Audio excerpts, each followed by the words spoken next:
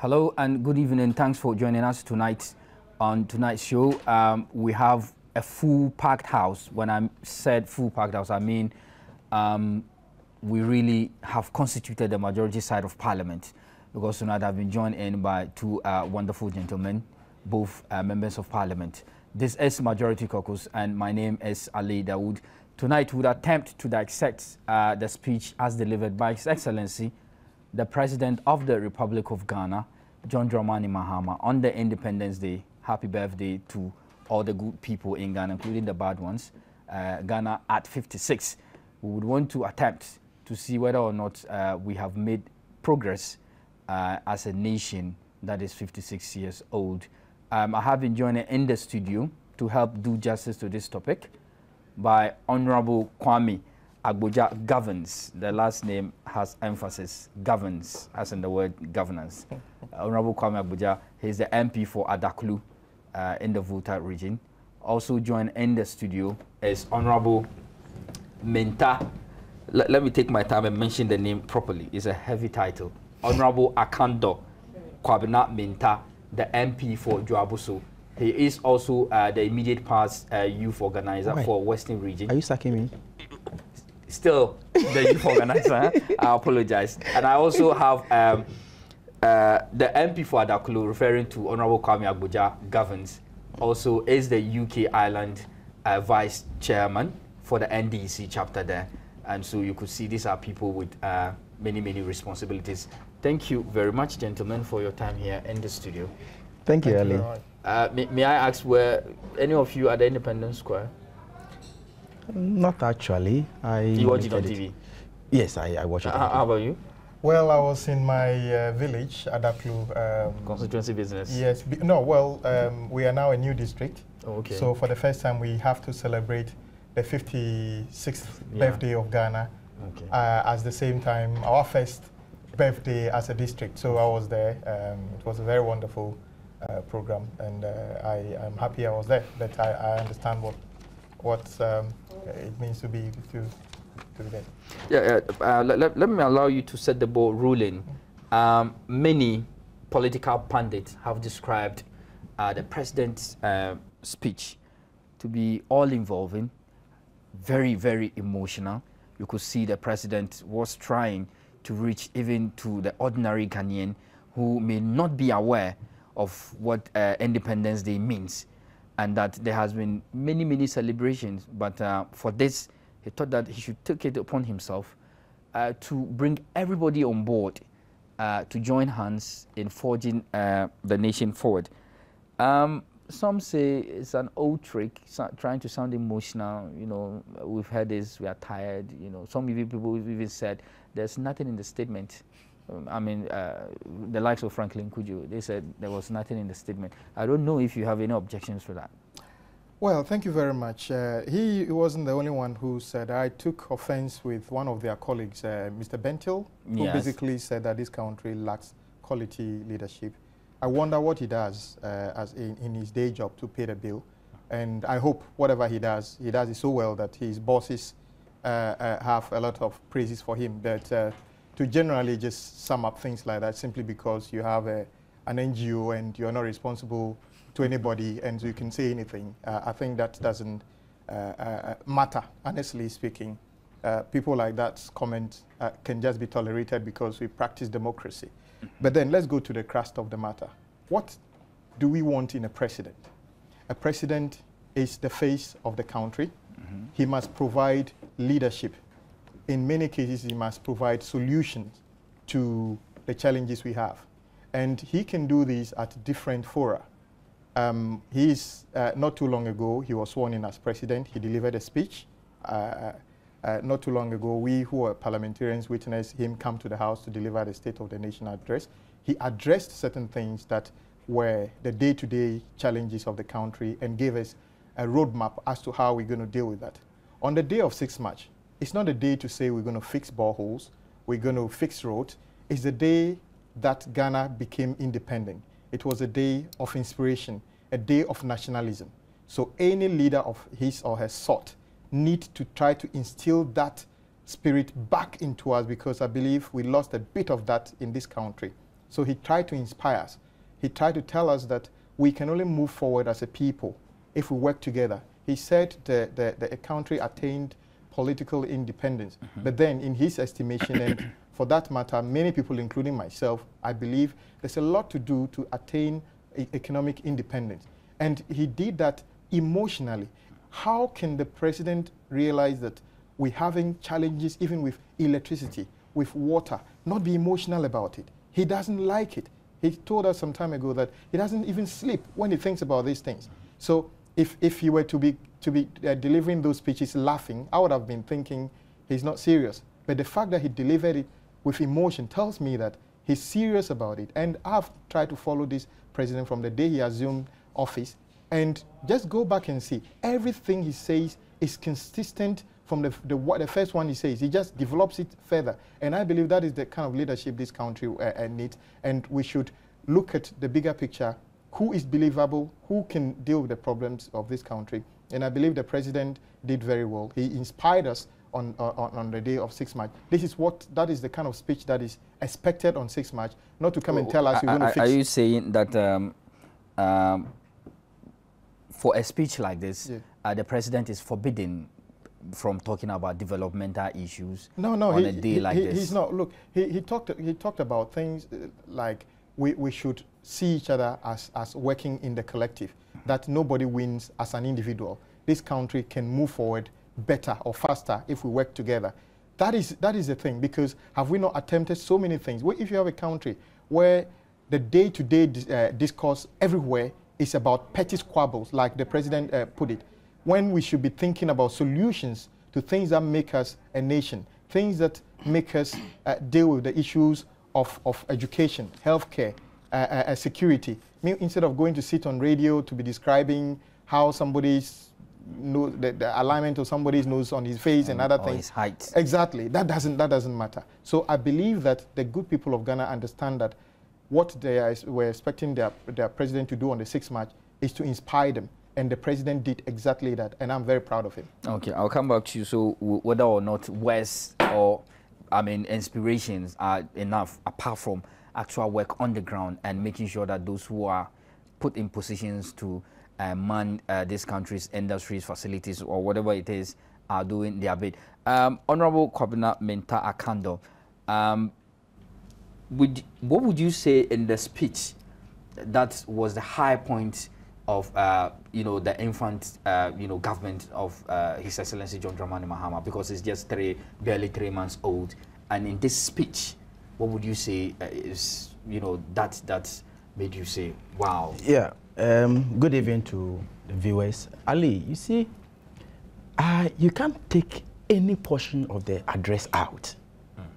The address was full of wisdom. You can't afford to take any portion out. Look, this is a man, before he became the running mate and subsequently President of the Republic of Ghana, across the political divide, was seen as one of the finest politicians in this country. It's an undeniable fact. Now, the crime he has committed is that he's a president, and that because somebody is not in power at all costs. Of course. Oh, yeah. That is the crime he has committed. But Ali, we all know in this country, let's face facts, that before he became president, anywhere you mention the name John Mahama, people bow. Really? And he has carried these characteristics throughout. Okay.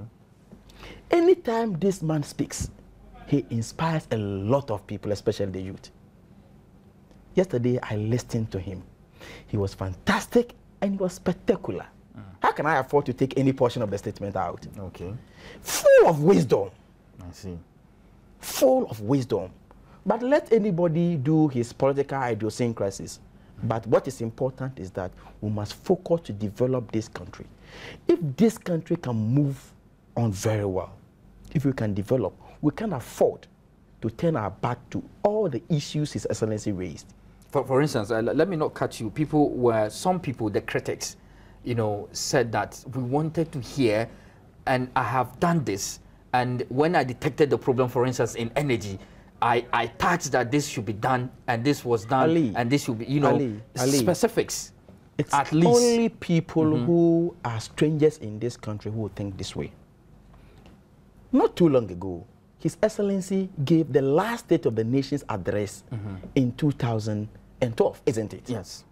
Less than 2 months later, he also gave the first State of the Nation's address. Yes.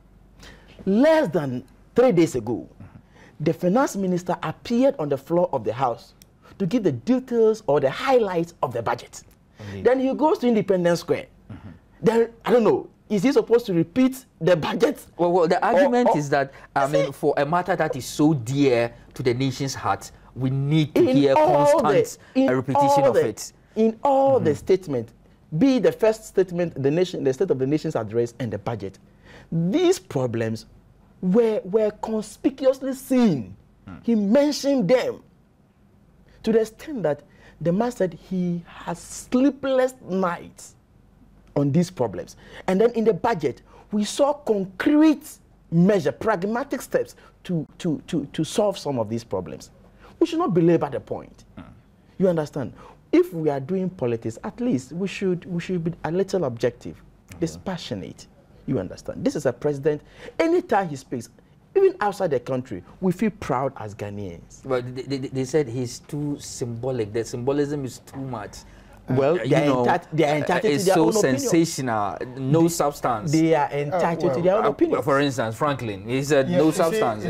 If you say Franklin, are we trying to say Imani is a yardstick to measure the opinion of Ghanaians? Let me put the people in my village don't even know who Franklin is. Let me put it on record. This forum would not engage in that petty politicking. Yes. And would not allow anybody to delude himself or herself into thinking that we come here to prioritize organizations like Imani. Be that as it may, as reckless and sometimes as baseless as their criticisms are, we try to shame them by exposing them. And that is what we do here, and not to praise them at all. They are not the yardstick. I'll tell you what, just an answer to your question. Like I told you, I spent the 6th March in my village. Absolutely. At the district capital, Adakluwaya. And at that forum, I reminded them that before the election, one of the biggest or two of the main things that they talked about in the list of priorities were the roads in the area and the water project. And as I speak to you, I was happy to tell them that the water projects that some of the projects we talked about have started. The road project, they can see on the road when they're driving that the equipment on the road. Real actions. Exactly. So who are you from whatever organization to tell them that the president is... Exactly. You see, so what I'm trying to say is that tank is not we have to, if we can read and write, we need to distinguish between, you see, you don't go to certain places talking about certain, you need to look at your audience. The speech must suit the occasion. The president came to Parliament to come and tell us the State of the Nation address. Yes. Certain people decided not to listen to him. Yeah. Of course, because they didn't hear what he said, they went outside confusing themselves because you didn't even know what the president said. Then the president went to send his finance minister to Parliament to put, like my colleague said, concrete and more or less quantify the way and the way we're going to achieve the things the vision the president proposed in the State of the Nation address as they said. Fortunately, or strangely, not fortunately, strangely, they decided to sit in. I don't know why, because I don't know. It's the same president. The minority, okay. Yeah, I don't know why. I was expecting them to get off because you reject the president and you're not supposed to be Perhaps there. Perhaps the kebab and... well, it's not, you see, let me go. We're available there. I like people to do things by principle. Okay. If you said, because you don't want to be part of anything that the president, that will be linked to the president, then it's a principle by your democratic right you can follow. You ignored his State of the Nation address. The budget statement is coming as a follow-up from the president's State of the Nation address. So go off again. Yes, you understand? And let's see where it takes you. Okay. But I believe that the people who voted them are realizing that they are taking salaries for jobs not done. They decided to sit in, and then some of their people come out now to tell us that what the president said, he should have said this. I am insisting. It is not on 6 March that the president need to tell me that the road in Adaklu is being done. So let me put this question to you. You believe it is more than mere words? Yes. I mean, the president need to inspire. Look, when Abraham Lincoln and people say that, say big words to Americans, or American presidents say things, it's not about talking about, if somebody says, think about what you can do for your state, your country, not what a country can do for you. Does that mean road?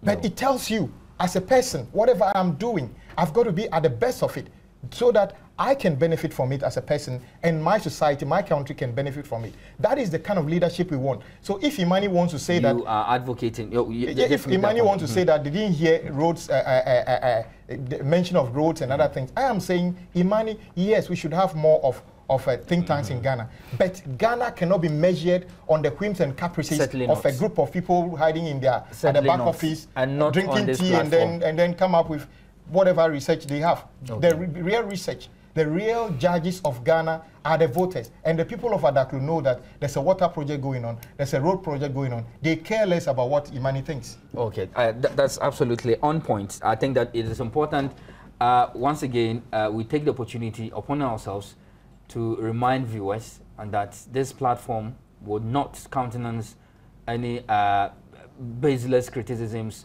churn out from any think tank or leaking tank, if you like. And we will do our best to shame and name them by telling you the truth as and when we have the facts and figures. And that is an example of what we are doing tonight. Majority Caucus returns right after this break.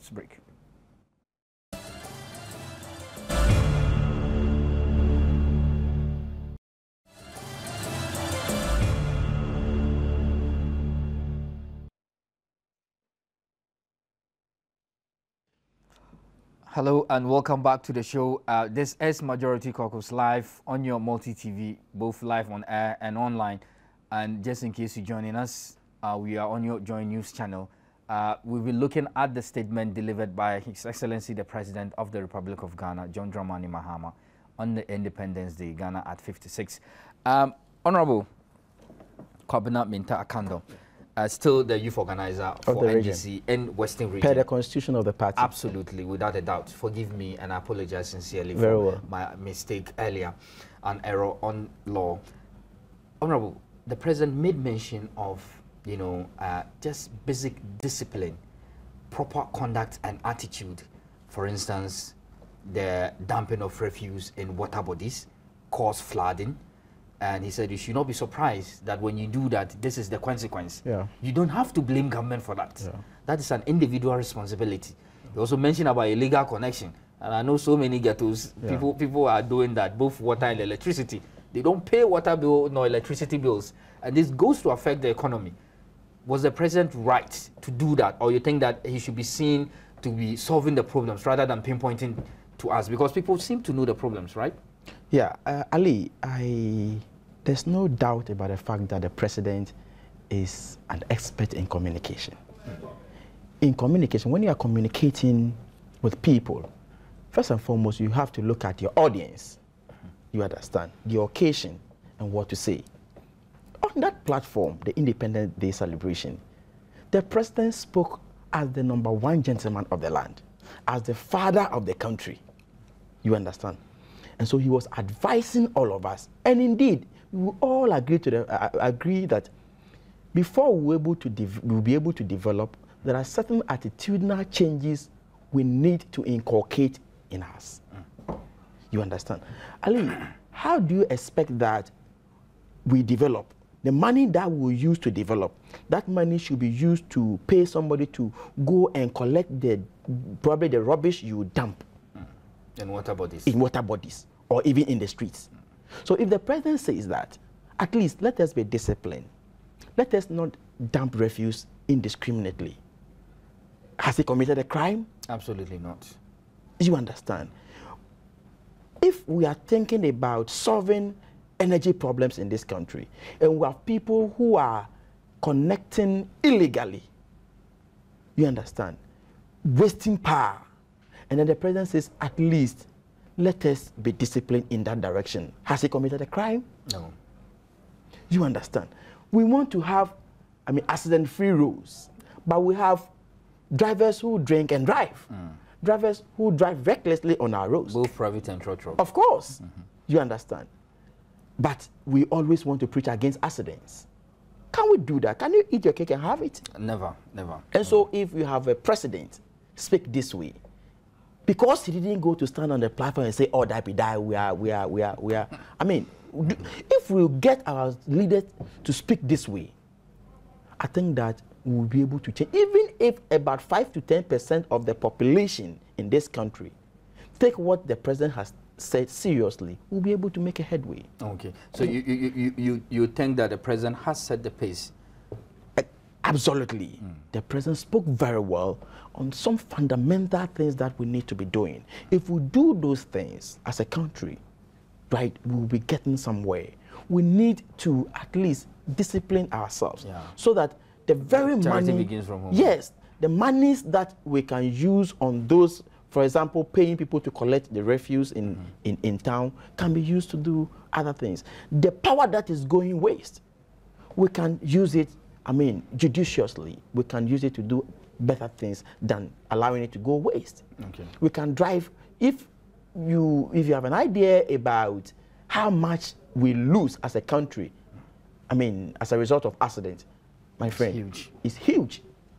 And so if you have a president speak this way, if you can get all our leaders, anytime they get opportunity to speak this way, and even we get 1% of the population listening, we will get somewhere. At least, even if you want to throw something in the, in the street, and then some of these things strike you, you'll be tempted to at least. That reminds me, the late Vice President Aliu Mahama launched a campaign, even though, you know, the campaign suffered some deficits. That's another debate altogether. Do you, I'll come to you finally, do you think that we should see the president launching something like that just to, you know, keep, you know, the issue still within I think that food. The president was right on point, and I think that that's, to some extent, that is what the president really wanted to tell Ghanaians, that hey, we are all Ghanaians, this country belongs to us, and we should think about what we can do for our mother Ghana. You have nowhere to go except Ghana. My brother stayed in UK for a very long time. But he's back home. But he's back home, home sweet home. You understand? And so we all have to contribute something. There is nobody in this country who will say, I can't contribute anything at all to the development of this country, irrespective of your location. Everybody is important in this country. If we continue to play our roles as citizens of this country, we are always insisting on our rights. Everybody is forget their responsibilities. I mean, we always forget about our responsibilities. But if we will at least perform 10% of our responsibilities, it will go a long way. That reminds me of a song. If you know the right thing and you do the wrong, shame on you. I would propose that Multi TV plays this at the end of the show. But let me. You wanted to make an input quickly before. I'll be happier right? if maybe Imani takes up a campaign against even refuse. I think that would be progressive enough. Exactly. I believe that would warrant the funding they get from international community. That from this funding we are able to deal, educate the people of but not to wait for always just wait for government to talk and then they comment. They only talk about government as if government is everything. You see, but independence. What was it about? That we have the destiny of this country in our own hands. The independence to decide when we sleep, when we wake up. The independence to determine the pace of the development. That independence, I believe, also means that we should do things right. The president wasn't telling us what to do. He's reminding us of what we already know we have to do. If I drive, I know that if I carry children in the car, first of all, I have to be in my seatbelt. But it's not uncommon for you to see, even responsible people, wear suit, everything, driving their cars, both men and women, and their kids are loose at the back. Referring to my suit. Well, no, certainly not. Their kids are loose at the back of the car. What kind of a responsible father or mother are you who will actually be in the seatbelt, but let your kids be at the back of the car? In the back seat. Exactly. It scares me so much, but it happens. You understand? You see somebody. Do you think that the president need to tell me that if I'm driving along the street and I'm even thirsty and I take water, I shouldn't just lower my window and throw the rubber bag out there? He doesn't need to tell me, but people do it. But the best he can do is to remind us. It's not for the job of the president to say, the next time I'm going to arrest you. I bet you the day the president even says that, these are the same think tanks that will say that this is the way to do it. In fact, I'm throwing them a challenge that we've got to a point where I suspect something must be done about the way we litter this country. And before government says that this is the punitive measures, I want Imani to bring me or to say their option. Okay. What should be done? It shouldn't be in a big English. It should be simple for my grandmother to understand. You understand? Absolutely. I believe that this country can move forward. I'm not condemning Imani or anybody. All I'm saying is that we won't, but would expose much as they have the right to comment. Other people have the right also to review whatever comment they make. And I believe their comments are becoming monotonous. They should get down to the real point. And I'm challenging them. If Imani can launch a campaign against littering of this country and succeed, that would be a very good job. I even would contribute towards what they do. Let's move away from Imani and go to PPP. Papa Kuseindom's party says that the president has called on all Ghanaians to sacrifice in moving the nation forward. But they want to see an example from the leadership, starting from the presidency. For instance, the 6 ministers of state at the Flagstaff House, they don't see their use. They believe whatever designations they've been given could be best situated under various existing ministries, and that this is a waste of taxpayers' resources. Well, that is their view. The point is that as of how many people it takes to do a job, sometimes it's up to the person who is trying to achieve whatever aim he's trying to achieve. I've heard these things before, but then let me go back to the point. The president is the first person to lead by example.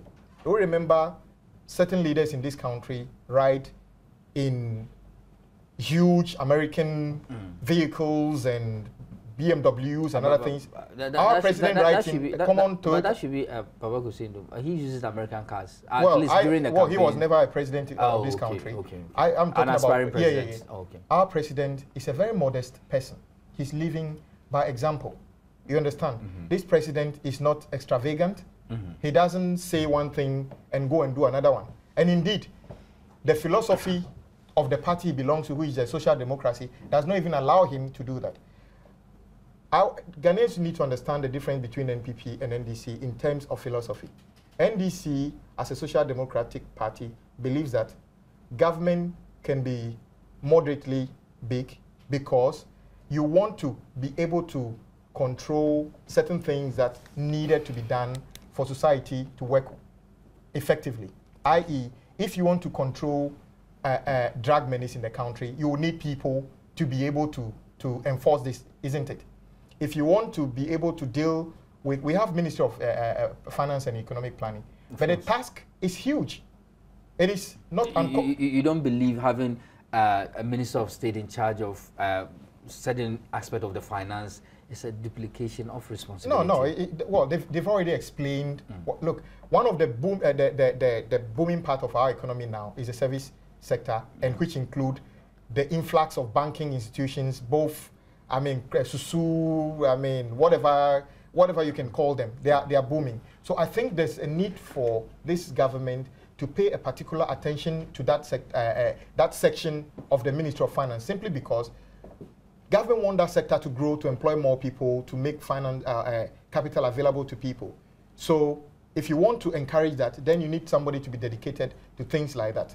That does not mean that, it's a waste of money. Of course, because they've never had that happen so much before. You can have one minister if you want to. The president can decide I'm not having any minister, and that doesn't make any difference. You can have, it depends on the output. You understand? If we can have all these ministers and get the things that they're supposed to do, get them to do it, to move this country forward, then it's just like saying that we spend a lot of money building roads, but out of the building of the roads, more business can be done, more transportation and other things can be done, more travel time can be cut to save people money. So that is how they have to see it, but not just by saying that a big government. Of course, every government of socialist or social democratic leaning in the world is accused of running a government that is relatively too big. But is it different from our predecessors who are supposed to be liberals. No, I don't think this government is any bigger than that. But it shouldn't even be about the numbers. It should be about the output. This government is just 3 months old. Let's wait a year and 2 years to see whether the output would merit the numbers. It's too late, too early to jump to conclusion. The argument is that if you can smell a rat, or if you can smell the problem right in the early days, why shouldn't you? Well, I mean, in fact, in so many ways, if you say PPP, PPP, if you were talking about setting up banks and financial institutions, I would know that they have some acumen in that sense. But in terms of politics, they've never been believed. That's why they've been rejected, because nobody believes. How about you consider their opinion that's simply what I'm by the saying, fact that they are Ghanaians? I'm not, of course, not only Ghanaians, even foreigners can comment. I'm saying that instead of talking only about the numbers in vague terms, it's not enough. It's about the output. I'm not sure how many people are on his boards of the many companies he's got. He's probably got so many people working with him. But he can't say that just by cutting down on the numbers, he saved money. That is a capitalist way of thinking, that lean government, you understand, take less tax, then the building of the road is none of your business. NDC, social democracy, means that we can take a little bit more from people, but that goes to develop infrastructure and other things. I'm not advocating tax increases or anything, but all I'm saying is that we'll have another chapter for the budget.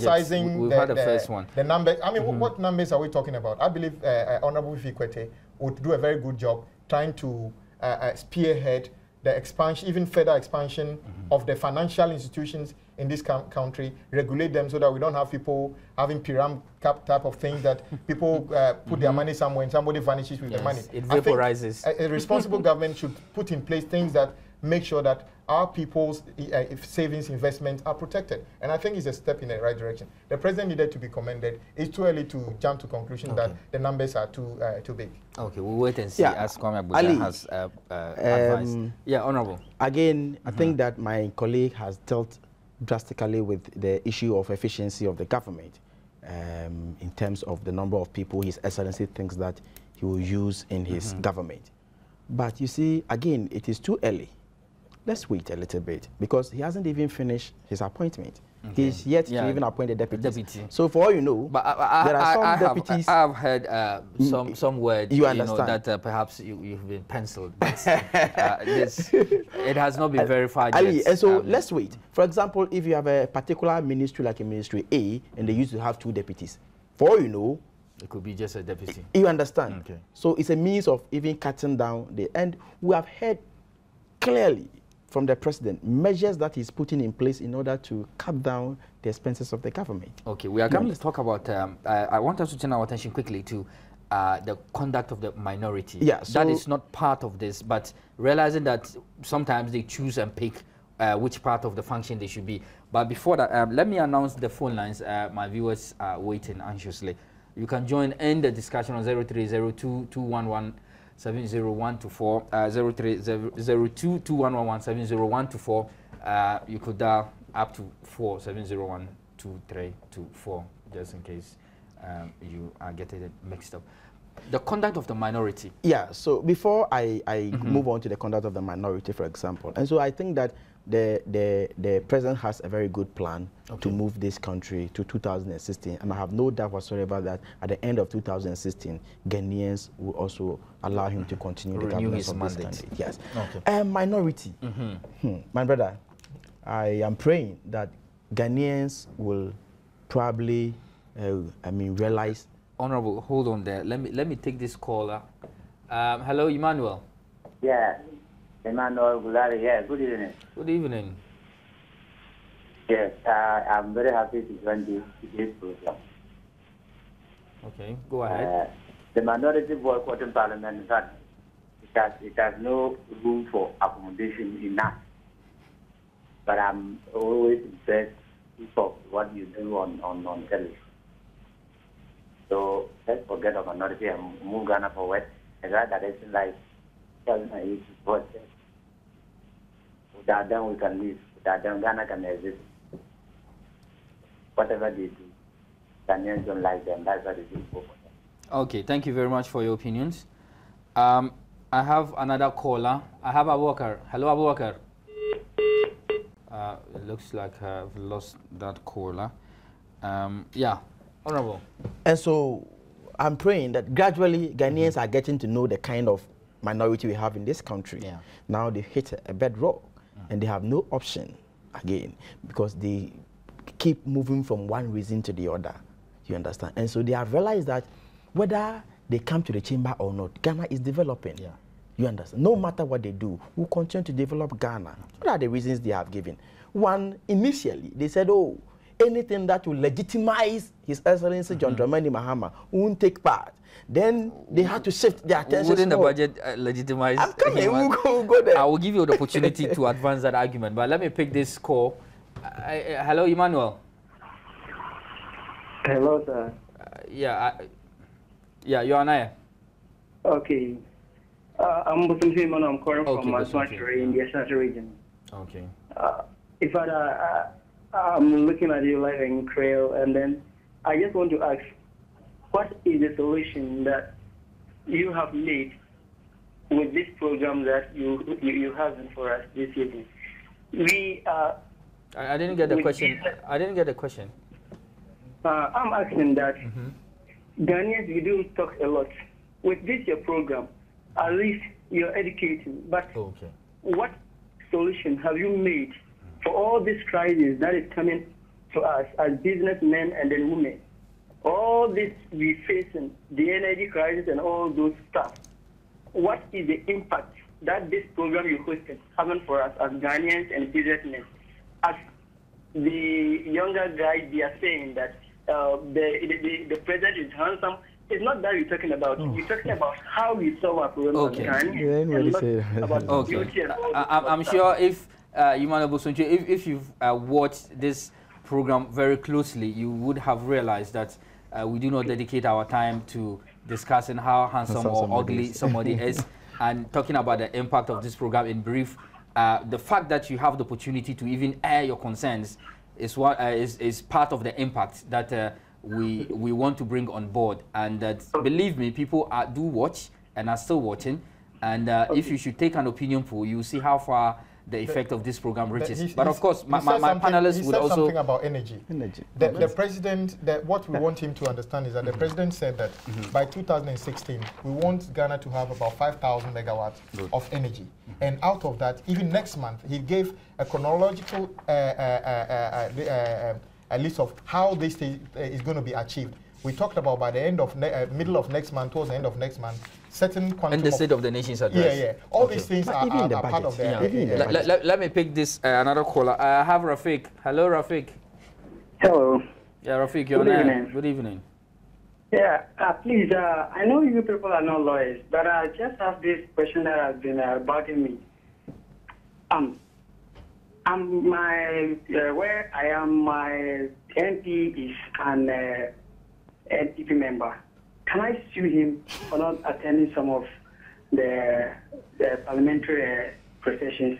I'm sure. Okay, we will try and give you an answer that is befitting of your question.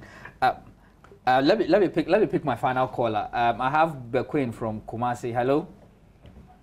Yeah. Hello. Good evening, sir. Good evening. You're on air. Yeah. Please, I would like to comment on the minority boycott. It seems for this minority, they don't show any sense of seriousness in their patriotism to the development of Ghana. Now, when it comes to monetary issues, you see that this president that they don't recognize as the legitimate president, he's the one who is sanctioning their salaries and the one who is giving that 50,000 Ghana cedi for their rent allowance. Meanwhile, they went in for that. So in that case, what did they say? So if you want to develop our nation well, I think we should try and do away with this, their hypocrisy and art and their double standards that they are indulging in and move Ghana forward. I think that all this that they are doing is a way to distract the president from his focus and his dedication that he's trying to lead Ghana to. So I would like to also congratulate you for your good work that you are doing, and may the good Lord guide you. Amen. Thank you very much for your views. somebody wanted to know if you could sue his MP. I believe there should be some.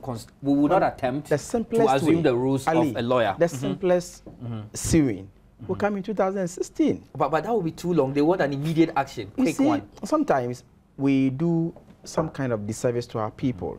In every constituency, you could even realize that there are some people who voted for an MPP parliamentary candidate and voted for the NDC presidential candidate. You understand? Is that what they call skirt and blouse? Of course. And so if you don't attend your parliamentary duties, as in going to see to it that the president is sworn in, you are doing a disservice to your constituent. Yeah, but I just remembered that Abraham Amaleba, I interviewed him on this show. Yeah. He's the lawyer of some 3 Ghanaian citizens who have taken the whole of the minority to court for abdicating their official responsibilities. Duties. So I'm sure this is one of the ways you could have your, problems addressed or resolved. Yeah, Honorable, you wanted to comment on the boycott. Yeah, you see, I think it's within the democratic right to have the right to participate or not to participate. Yeah. Both ways, there are consequences. I think the best judges as to whether what the NPP is doing is right or wrong would be eventually the people who voted for them. But let's put it this way. What is NPP actually boycotting? That is what bothers my mind. You speakers, he said you don't want to do anything that legitimizes the president. Hello, you don't. The Constitution of Ghana legitimizes the president. Yeah. The Chief Justice swore in the president. Care less what you think. Yes, we are in a democracy, so your voice must be ahead. But your boycott doesn't stop the president from being the president. And then you go and say that you say that you don't want to legitimize him, so you boycott certain functions, then you come for certain functions, just flip-flopping around the place, no principle as to why you're doing it. NDC has boycotted Parliament before. It was on a principle. It was over a period of time that Parliament, leadership of Parliament, was aware how long we're going to do that. It wasn't one of the things we are proud of, but the principle upon which it was done, everybody knew about it. The principles upon which NPP is boycotting, nobody knows. Look, they wake up and they tell you NPP hasn't taken EC to court. It's Nana Akufo-Addo, Jekoveji Bilamte, and then Bawumia that took Edison to court. So what, well, I can't say what I want to say. But what, then if it is not NPP who took EC to court, then what are the NPP MPs doing not coming to work? Well, they say they are giving solidarity, but solidarity should be in concert with the parties in court. This is flip-flopping. NDC was bold enough to say, you sue our president, you sue us, we want to join. Okay. That is a more straightforward, a more clear, a more principled way of doing things. And that is why Ghanaians can see that they don't understand the flip-flopping of NPP. It doesn't help them at all. Okay. Ali, you clearly will know that the NPP is confused. In fact, most of even their members are not happy about what is going on. The inconsistency and the double standards is too much. Didn't you hear that we are not going to boo him because we have issues with Electoral Commission at court? And so we won't go to boo him. Yes. Didn't they say that? Yes, or we won't go to Akache not because we have issues with the EC. Not until the final determination of the matter, we won't deal with them, isn't it? Yes. 3-4 days ago, the EC had a review in Kumasi. Yes. And they were heavily represented. Yes. Heavily represented. In full force. The Afarijan they are talking about was there to address them. What kind of double standards is this? So you think they were deceiving Ghanaians? Of course. Look, I said it everywhere that before they even attended the budget, they should have come to apologize to His Excellency the President and Ghanaians in general. Look, you say whatever will evaporate with the President if he loses the case in court. They use a certain word, transient. In the most unlikely event. In the most unlikely event, you understand, you won't participate. My friend, who tells you that the State of the Nation's address will evaporate with the President? That His Excellency John D. Akufo is no more the President of the Republic of Ghana. All the State of the Nation's address he has delivered are in the Hansas. Yes. We've not expunged them. Have we? You can't. And they are there. So it will stay with us till that kingdom come. So if indeed, by your own principle, then you should have attended the State of the Nation's address, which of course was not the state of John Dramani Mahamad's family or the state of NDC, the State of the Nation. Call Ghana. Now, they say, we will go to the budget. We'll go and then listen to the budget. Is it because it's money and they want money? Some small allowance. Big allowance rather. But they don't give allowance anyway. Oh, okay. Oh. But you see, the double standards here. The budget is tailored towards the manifesto of the NDC. Absolutely. Isn't it? In fact, it's a follow-up of the State of the Nation. If you read the budget, it's just putting flesh on the things the president have said in the State of the Nation address. And so, in fact, it is the budget that is even going to make the president more powerful. Yes. And again, if the most unlikely event happens, that Nana Akufo-Addo becomes the president of this country, Tofiakwa, will he ever like to implement the policies and programs of the NDC? He will get to promote his free SHS. What kind of double standard? It's about time they become serious with Ghanaians. Okay. Because sometimes they think that they are the wisest people in this country. If you don't belong to the MPP, you don't deserve to rule. I doubt very much. But in conclusion, I'll come back to you in 30 seconds. Honorable, in conclusion, what would you say is so different from this state of... Because we've heard many State of the Nation's address. Really. Yeah, well, one thing I noticed is this. If you take the NDC manifesto, put it aside, take what the president said when he was sworn in, take the State of the Nation address, and take the budget. I've never seen a consistent person like this president. Consistency. And in life, to be believed, you have to be consistent. If you say one thing today and you can't even remember what you said, to say it again and listen, people don't believe you. The reason people believe President Mahama is because he is consistent. You are only consistent if you want to tell the truth and you mean what you are saying. So this president means what he's saying. He's consistent. That is why he gives me hope. He gives Adaklu hope. That is why he must give everybody hope that this country is moving in the right direction. Okay, Honorable, briefly. Yeah, I think that if you are... 30 seconds. Yes, if you are somebody coming from a cocoa growing area like me and a farmer myself, and in the budget you hear the president make mention of the fact that we are going to allocate money to be able to deal with the diseases that attack the cocoa, and you say you have heard nothing and that the budget is empty, that's your own business. If you hear the president say he's going to continue to play the ostrich. Of course, if you hear the president say he's going to buy 20 million free hybrid cocoa seedlings, and you say that is not good because you live in Accra, fine. If you hear the president... We've run out of time. I'm sure if I allow you, go on and on and on. Thanks for watching, and make a date with me on next week, and then we'll have another edition here. Thanks for watching. Bye-bye.